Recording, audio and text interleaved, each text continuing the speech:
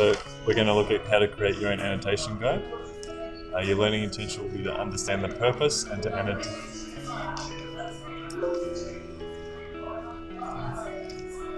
Alright, so this is creating your own annotation guide.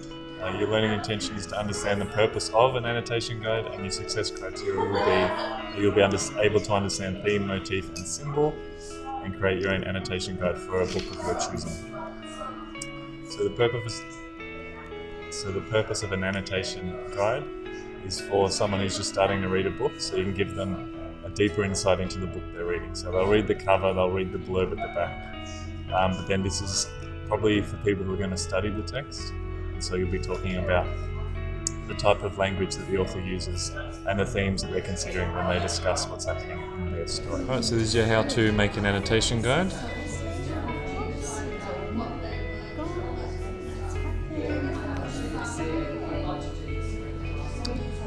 And this is me talking to you whilst you watch me write on a whiteboard, which is pretty cutting edge technology. And what a beautiful drawing of a book that is, just wonderful.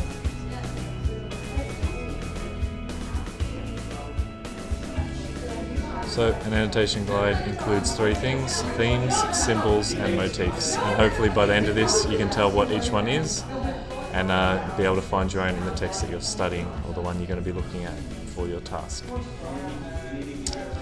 So basically a theme is a big overarching theme of a book. It's what the author's trying to put forward, and it's their message as well. So if they're talking about a particular theme, they're probably doing that for a reason, and they're trying to convince you of something. And your job is to, before someone reads your book, to wise them up as to what that theme is and how it relates to the rest of the book. In terms of symbols, these are short or single or limited use pieces of symbolic language. The only difference between a symbol and a motif is how often they occur, and typically symbols can be more literal. So say a bird flying into the sky can represent freedom, that's pretty obvious, whereas a motif can be something that's more complicated because you get to develop it throughout an entire novel. So the most obvious example of a motif is To Kill a Mockingbird's mockingbird, which is used throughout the book to describe someone that doesn't harm anyone or cause any problems for any other people. And they say things like, a mockingbird doesn't hurt anyone, it just sings songs for us to enjoy. So in terms of themes, this is very strict, there's only allowed to be 4. If you're looking at a very complicated text, you're allowed to pick multiples or to split 2 concepts into one.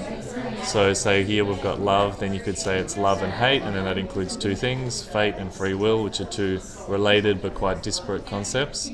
Good and evil, democracy versus communism, any opposites you can put in here, which essentially gives you 8 different themes, but you've only got 4 colours to work with, we're presuming. So we try and make sure to limit it to 4 themes. A book could theoretically have more than 4 themes, but it will become quite unwieldy and quite difficult to follow along as an audience member. Alright, so in terms of symbols, as I said, they're more literal, not quite as hard to follow typically.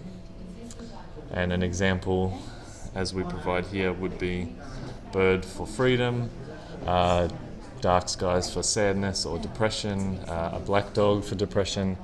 So you can see it's not a big leap to fully understand what these symbols are.